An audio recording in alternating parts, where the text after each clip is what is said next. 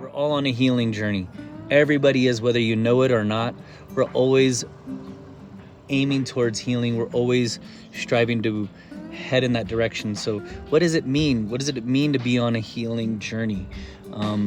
What it means is to be whole, right? We're always trying to come back to wholeness, come back to balance. When you're not whole, what are you? You're fragmented, right? We're just, we're taking on other people's karma.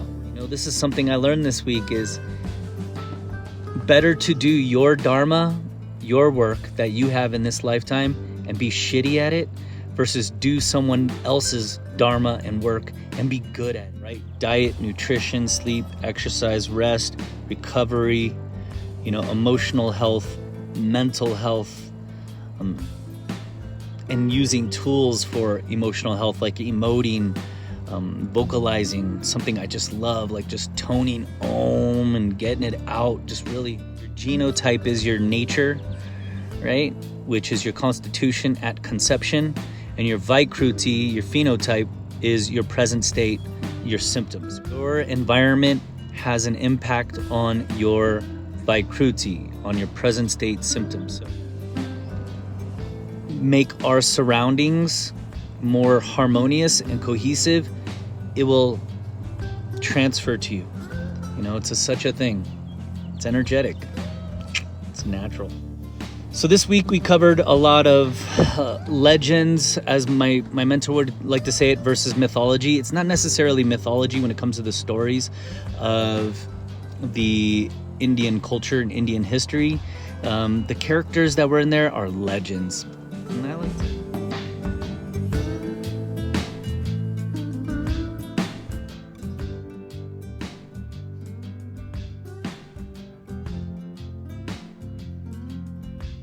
But we're all here to heal the karmas of our tendencies. Let's do that. Let's create tendencies that lead to personal power. Let's create tendencies that lead to responsibility, to take sovereign control, agency. That's the word, agency over our being. All right, we're on a roll here. We're going to go over the 3 causes of disease. That's what we went over. Okay, this first one is Asta Mendriyatha Samyoga, which basically means an unwholesome use of the senses. When you're abusing your senses, you're gonna land in some discomfort and disease. Crime, this is my favorite one, crimes against wisdom. If you're doing things contrary to wisdom, you're gonna fall in some ditches and pits and discomfort. Transformation or change related to time and motion. So this one's really cool too. So it's really pointing to when the mind is steady and calm and focused, we are practically slowing time down. Like, time is an illusion because all time is here right now. You know that all time's here right now. And since all time is here right now and our body here is here in the present, then the body and the mind can experience past, present, and future all at the same time. But it's really about slowing the mind down. So, summary of the cause of disease.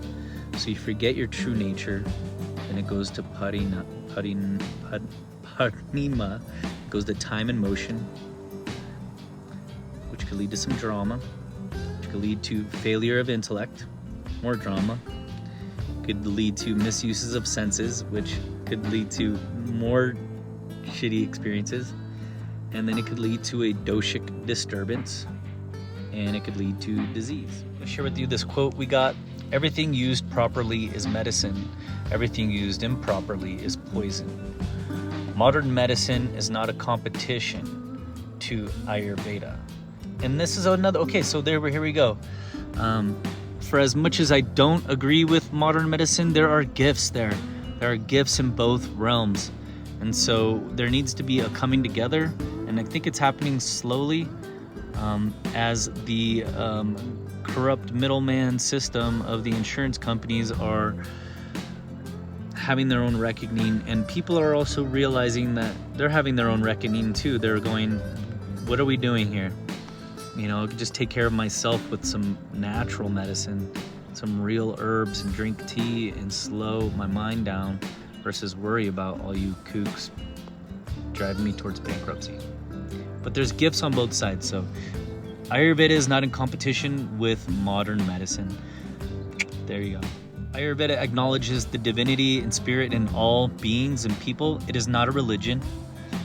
And Ayurveda is a system of medicine that supports optimal health so that you can pursue your spiritual goals. And another great quote I got, there are no shortcuts in this journey. And my favorite one of all time is the only way out is through. He went over the awesome story called The Churning of the Oceans, which is an amazing story. And so 1A, Durvasa, represents each one of us. A, the churning is the transformation of consciousness. 2, the first thing that comes out of the ocean is poison. Okay, so the poison comes out. Boom. 2, and number 3, when you allow spirit into your life, God then swallows the poison. This is what happens in the story. I'm just giving you the breakdown. And next thing, eventually you'll become prosperous as the goddess Lakshmi, goddess of prosperity, arrives. Next thing, the last thing to come out of the ocean, it was Lord Dhanvantri. He's the patron saint of Ayurveda. With Lord Dhanvantri, he comes out with the vessel of Amritam. Amrit. It is the divine nectar of immortality in his sacred vessel. Who then pounce on Dhanvantri. And the gods are like, we want some of that too. And it's like a showdown. And then all of a sudden, Mohini is created, who's the most beautiful, seductive woman created. And she said, hey guys, hey fellas, let's handle this. And she gives everyone each a drop. She gives a drop each to the gods. Okay, meaning at the end of the journey, you will achieve immortality. So, and that's it. To me, immortality, when I hear the word immortality, I hear the word spirit. When you're spending time in a spiritual place, in a spiritual way, you're spending time with the changeless, right? The birthless, the deathless, your immortal being. It's pretty cool. It's a cool story happening, the hero's journey is always going on. So the churning is the battle between the spirit and the ego. And I'm going to say it even better. It is better to do your dharma and be bad at it versus to do someone else's dharma and be good at it. So this concludes my week 3 recap at the California College of Ayurveda. I highly recommend the school. If you want to go to it, I'll leave the link below. The education is worth its weight in gold. That's all I could say, and it'll set your future self up for supreme success, and you will be a beacon of light that will teach people how to take positive, amazing care of themselves.